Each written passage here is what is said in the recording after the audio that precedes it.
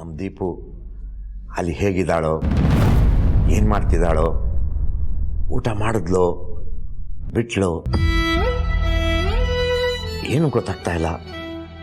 ಅಂಥದ್ರಲ್ಲಿ ನಾವು ಹೇಗೆ ಹೊತ್ತು ಊಟ ಮಾಡಿಕೊಂಡು. ನಾನೇನು ಹಬ್ಬದ ಅಡುಗೆ ಮಾಡಿಲ್ಲ ರೀ, ಮಾಡಿರೋದು ಬರೀ ಅನ್ನ ಸಾರು.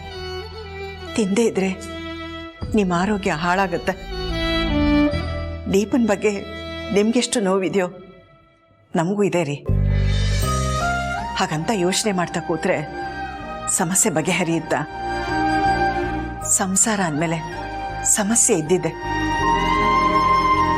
ಇದಕ್ಕೆ ಮುಂಚೆ ದೀಪು ಆ ಮನೆಯಲ್ಲಿ ತನ್ನ ಅಸ್ತಿತ್ವ ಉಳಿಸ್ಕೊಳ್ಳೋಕ್ಕೋಸ್ಕರ ಹೋರಾಟ ಮಾಡಲಿಲ್ವಾ?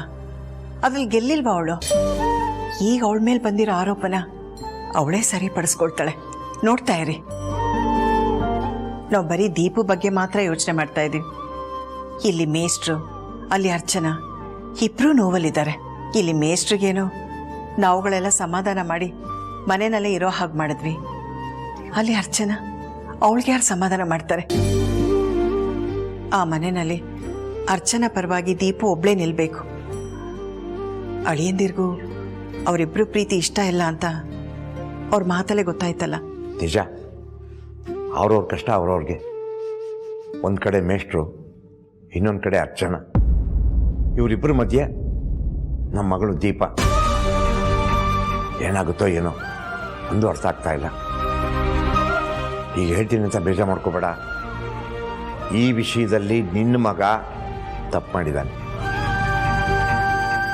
ವಿಷಯ ಗೊತ್ತಾದ ತಕ್ಷಣ ಈ ಮನೆಯವ್ರಿಗೆ ವಿಷಯ ಹೇಳಬೇಕಾಗಿತ್ತು. ಮುಚ್ಚಿಟ್ಟಿದ್ದು ದೊಡ್ಡ ತಪ್ಪು. ಆಗ ನಾವುಗಳಾದರೂ ಆ ಮನೆಯವ್ರ ಹತ್ರ ಮೇಷ್ಟ್ರ ವಿಷಯನ ಫೋನಲ್ಲೇ ಮೊದಲು ಮಾತಾಡ್ಬೋದಾಗಿತ್ತು. ಹಾಗೆ ಮಾಡಿದಿದ್ರೆ ಅವ್ರು ರಾಹುಲ್ನ ಒಪ್ಕೊಳ್ತಿದ್ರಾ? ಇಲ್ಲ ತಾನೇ?